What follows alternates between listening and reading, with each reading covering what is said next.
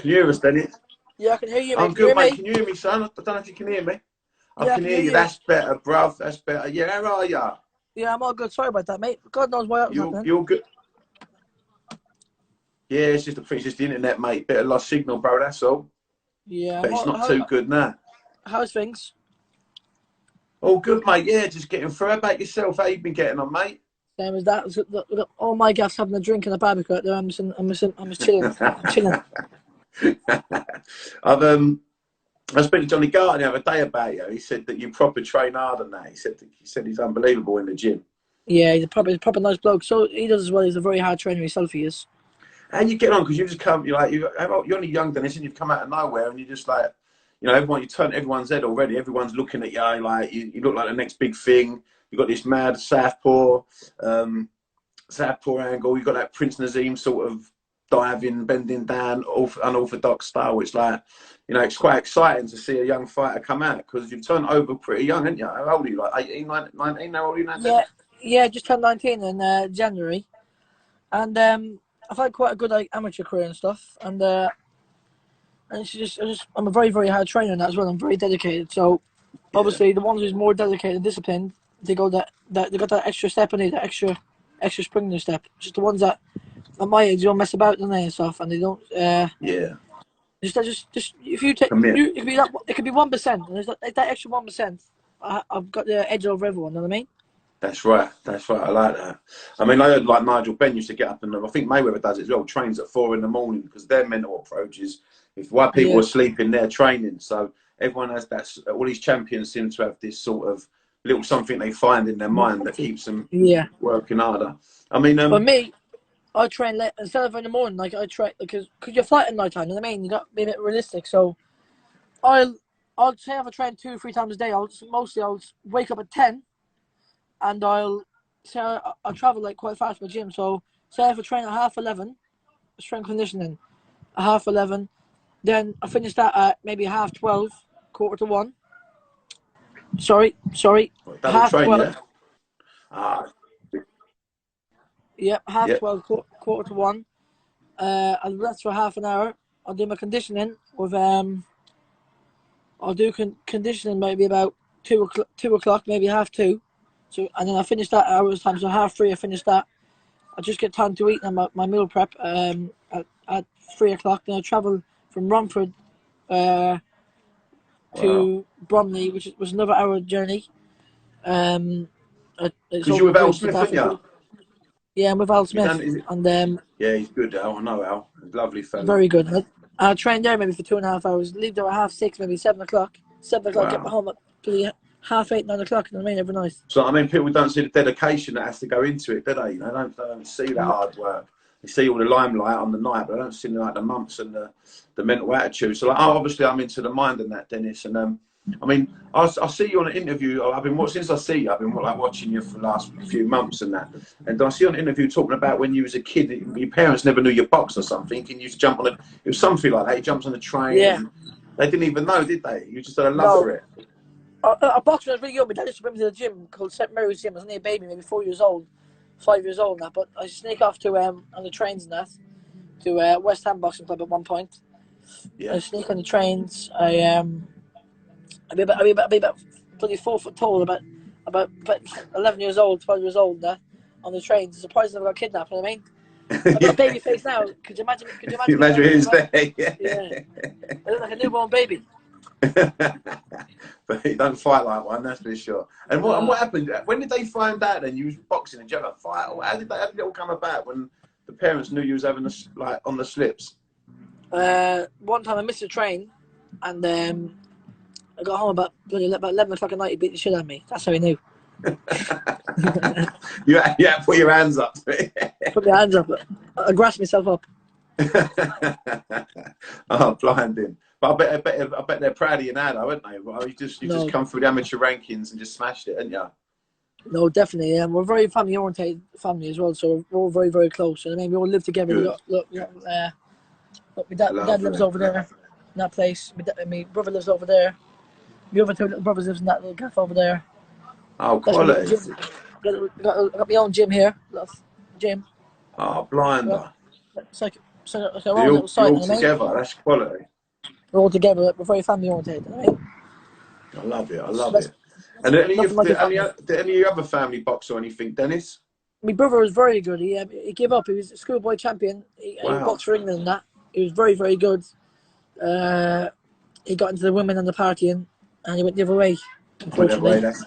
It's easy done though, isn't it? It's hard, isn't it? Because I mean, as I say, that dedication for that gym, you give up everything, didn't you? You know what I mean? A Like, hun- 100%. 100%. You just got through your time. You just got to stay positive. Listen, a bit disheartening. I'm not gonna lie, it's very disheartening. But what can you do? Just if you're training a couple of times a week, 3, 4, 5 times a week, 4 times a week, it's not the worst. You know what I mean? Just tick over and that. And then obviously when you're in camp, then it's full swing ahead. I mean, 3 times a day I'll train.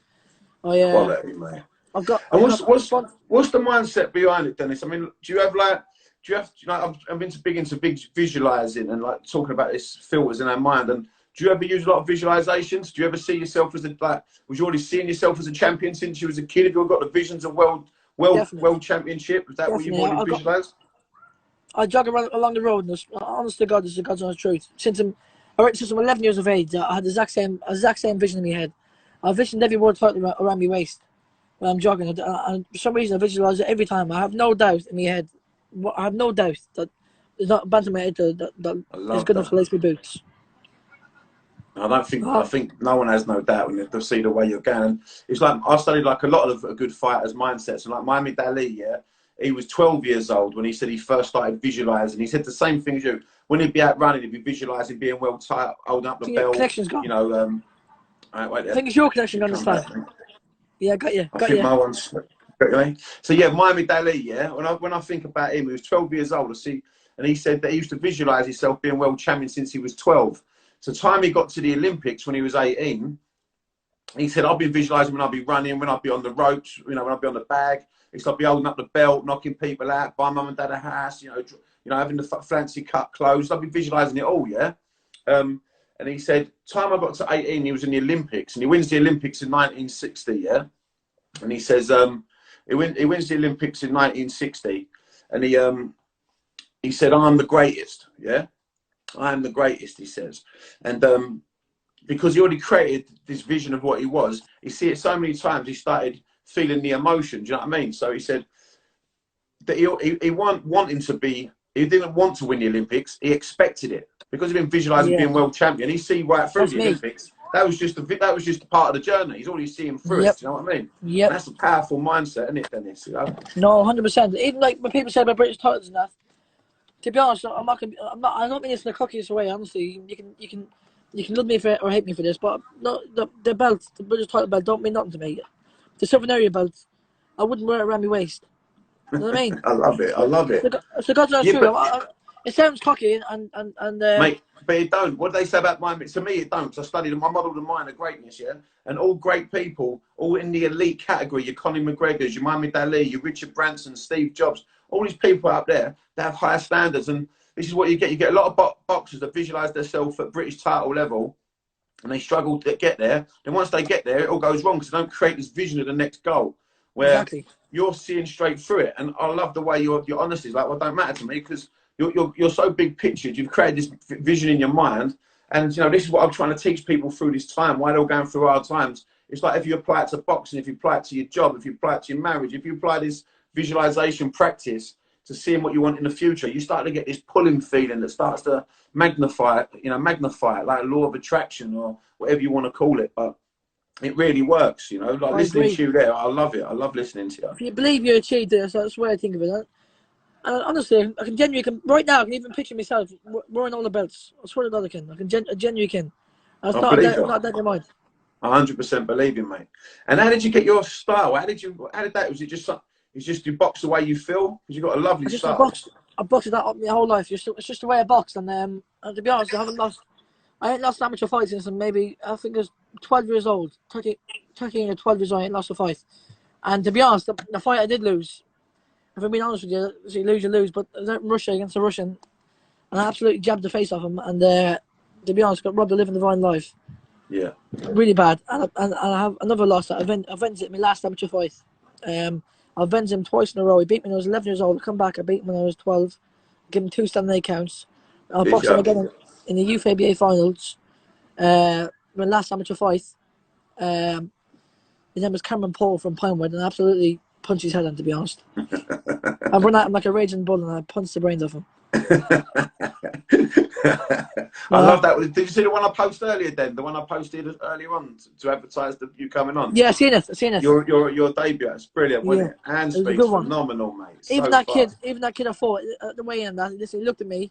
He thought in his own mind. He started laughing at me. I think he called me a few names, but he said, "I don't know Polish, but because my dad's a few records that are Polish, and I know a few silly little twangs." And he was saying something really bad. I forgot what it was. They weren't nice in the way. It's very bad. Yeah. It's something about my mum it was, so I forgot what it was. And genuinely, he said something really serious. But really blown. I just laughed. Yeah, I just laughed because I remember him. I didn't know the full word, but I knew half of the word he said. He said something else. You know what I mean? Yeah. Because my dad had Polish workers before, and like he was always speaking the jobs and that on the roofers. Yeah. Cool. And you shut him up quick though. Did you know what was it? It was only about a minute and a half, wasn't it? A minute. Yeah. Listen, right away, and he was laughing at me. All this crack. He started laughing. He started calling me a few names, and that like language.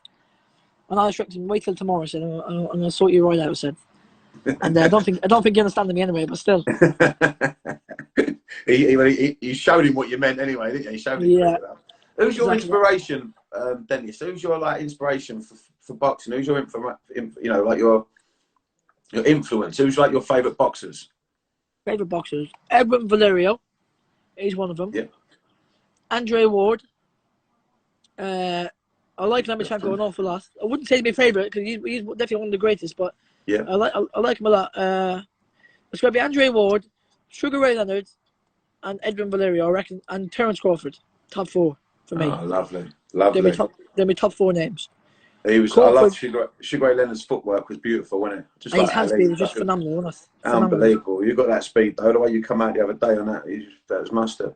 But yeah, his footwork's unreal, ain't it? Different class for me. How about the do you like any of the old boxers? Do you ever watch any videos of like the old Jack Johnsons or what's his name? Jack Dempsey and any of them old black and white fighters? To be honest, I don't, because boxing has changed. Yes, boxing has advanced. Listen, they're great fighters, obviously. They're living legends, but if I start watching them there and start the things they do, you'll put bad habits. Their gloves are 10 times smaller than my gloves. They're 3 ounces, aren't they? Yeah, listen, their rounds is longer. It's like a different game. It's like a different, you know what I mean? It's lighter gloves. They'll look faster than they were. I understand that. It makes sense. They would knock more people out because the gloves were lighter, weren't they? Oh, 3 ounces they were. 3 ounce gloves. They were nothing. Just covered your hands, really. Listen, due to all the respect, but it's true, isn't it? I mean, everything moves on. You can't really learn from them, but it's nice to watch them. But even definitely. Like the 1920s, they were still fighting like that, really, weren't they? Do you know what I mean? Some of their defenses was just phenomenal. If you ask me, I don't know if it's because the gloves or obviously because they're great fighters, but some of their defenses was just phenomenal, wasn't it? Yeah, brilliant.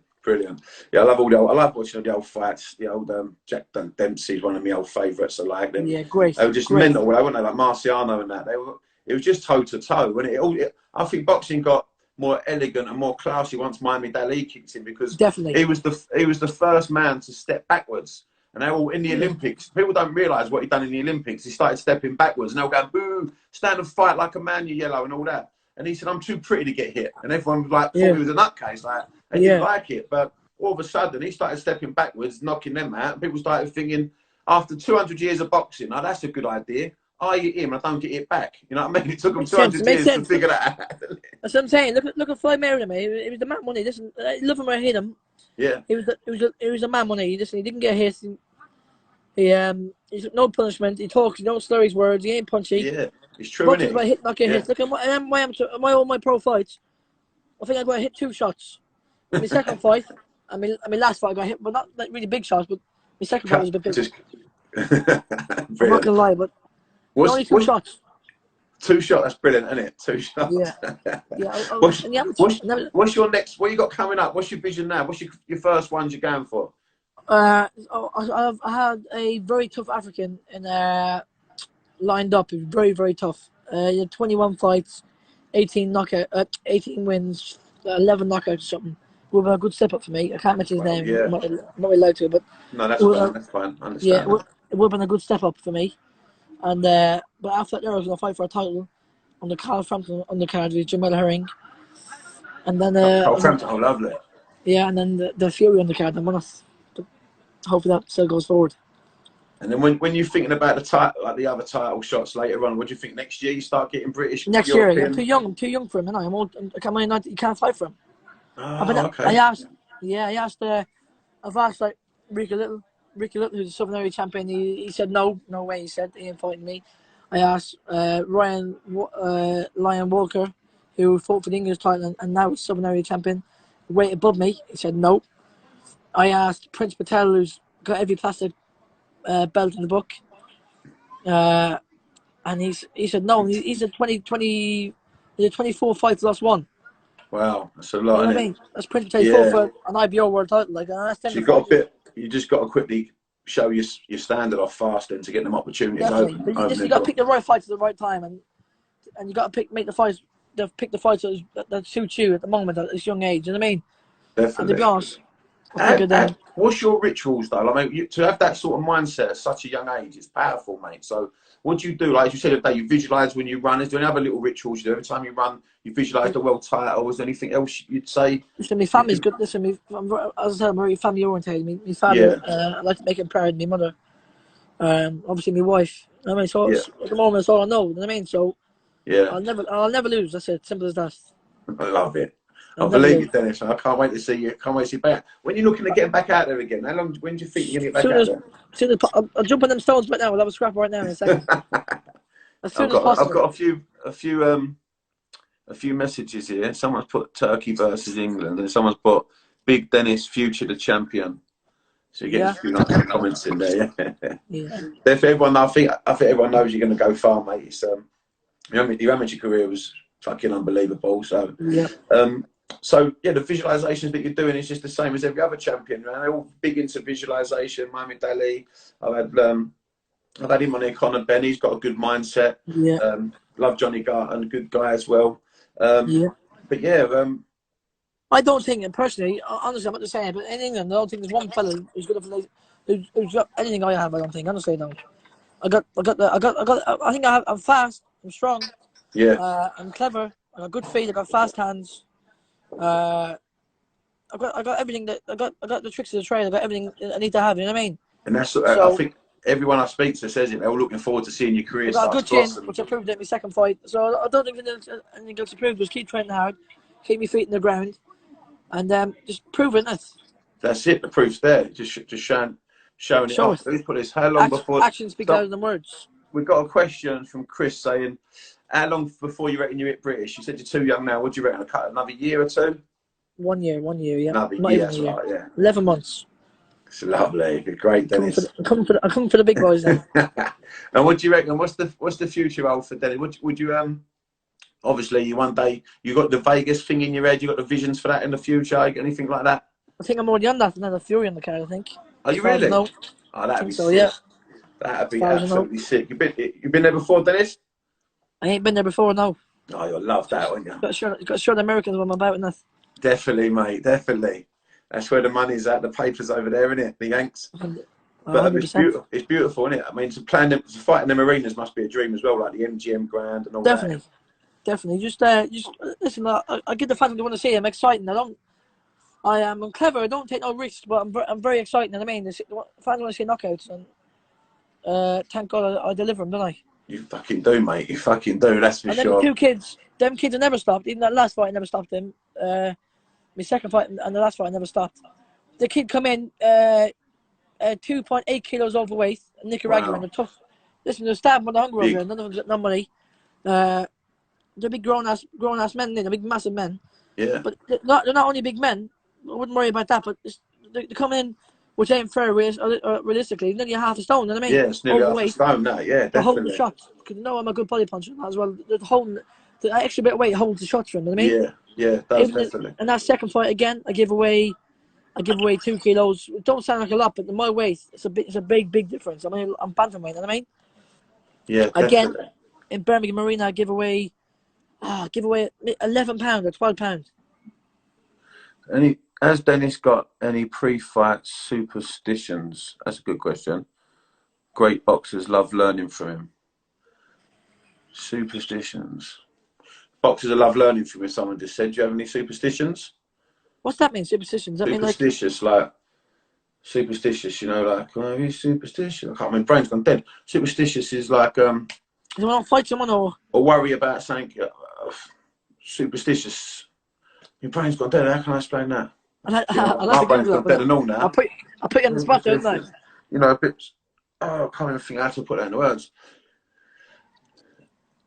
That doesn't make sense. Yeah, what would you be superstitious about? I know what you're saying, but I don't get it to you. a bit, yeah, sort of. You're superstitious. You don't believe it, or you do believe it. I don't get it. I don't get it to you. I don't. No, Dennis. Ask me Have you got any? explain that. Oh, pre-fight superstitions. Do you ever get? I think he's trying to say, do you get worried about any pre-fight? Nervous. I think That's what so. it means. Listen, you're not human if you don't get nervous, and you all said you don't. Like, oh no, what he's saying is, if it's like a black cat, you see it as bad luck, or if it's you know, if I don't know, if you do 20 push-ups, you have to do 20 push-ups. Otherwise, you feel you got nothing like that. That's what he's saying. Do you do any like lucky rituals? I think. No, but like, say if I'm running now, say if I could never do 2.9 mile or 3.9 mile or 5.9 mile. It's got to be 6 or you've got to 5 or you've got to have it on the thing, even, on the button. Even number. Yeah. I'm a weirdo like that. Yeah, that's good. I think that answers the question. So that's your superstition. Yeah, that's good. Let's see what other ones we've got. We've got loads coming in there. Anything will go. No. Superstition. You might maintain the same weight now that you are on lockdown. Will you maintain the same weight now you're on lockdown?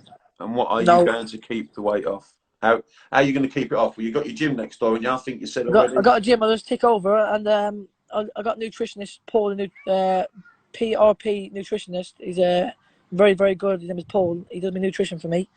I got my strength coach, McFarlane Systems, which is also very good. They all manage my weight and measure my body fat when I get back in camp. You know what I mean? And also, you're a Southpaw, Dennis, aren't you? My mate's little boy. Will you give him a shout? His name's TJ. Will you say hello, TJ, to him? He's only about I think about 10, 11 years old, but he's a Southpaw. He loves you. He does. I'm a right-handed Southpaw, yeah. Yeah, so yeah, that's what he loves you. He does. He's been following you already. He said, have a good one, TJ. Oh, thank you. I love that. He will. I'll send him that, mate. But yeah, so thanks, Dennis. Any advice to anyone through this time? What should they do to stay mentally just focused? Stay positive. And just keep your exercise up, which is I think is very, very good for depression and very good for your mental like stages. So you've got to keep training, like maybe one exercise a day. It could be a couple mile walk, it could be a couple mile jog. You know what I mean? Yeah. Just do a little something. That's what helps me through these bad times. Yeah, it's true. It releases dopamine and serotonin. So just be happy you're alive. Yeah, definitely. Be grateful to God that you're alive. You know what I mean? Yeah. Love it. Wise words, Dennis, mate. And I love speaking to you, mate. And your mental attitude is unbelievable.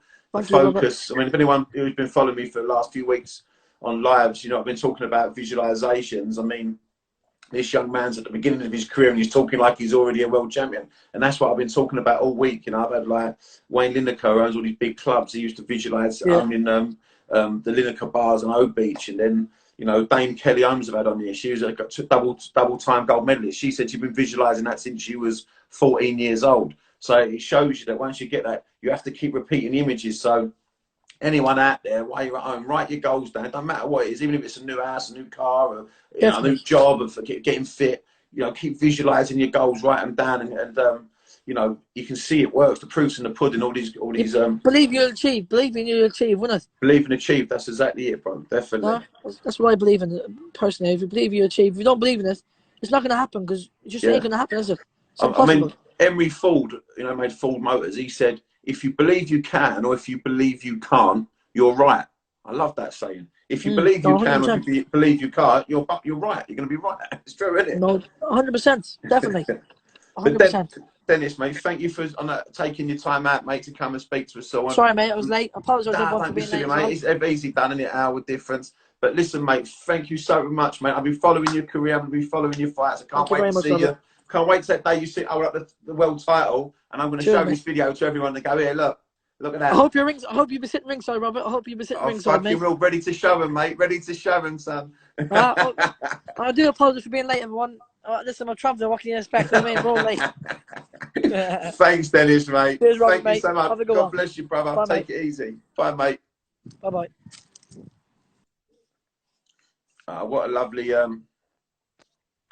young fella, eh? And absolute you know, he's a young little genius, the fella. He's going to go a very, very long way. You know what I mean? So, yeah, I'm lucky to have him on now. I'm glad I caught him at the beginning of his career. You know, I've had a few champions on. I might have Joe Kawasaki on next week.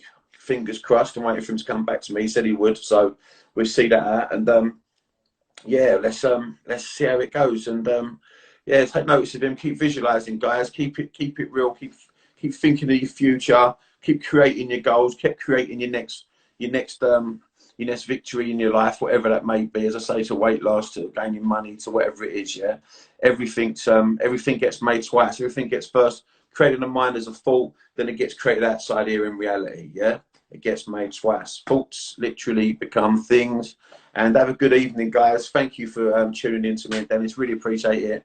And I'm off tomorrow, but I'm back on Monday with Tamer Hussain. He's the actor from The Business, and he was in Football Factory. So I'm having tomorrow off because it's my dad's 9-year anniversary of his death. And a few beers on my old man tomorrow. So Monday, guys. Hope to see you all soon, yeah? God bless, and speak to you soon. Take it easy. Thank you.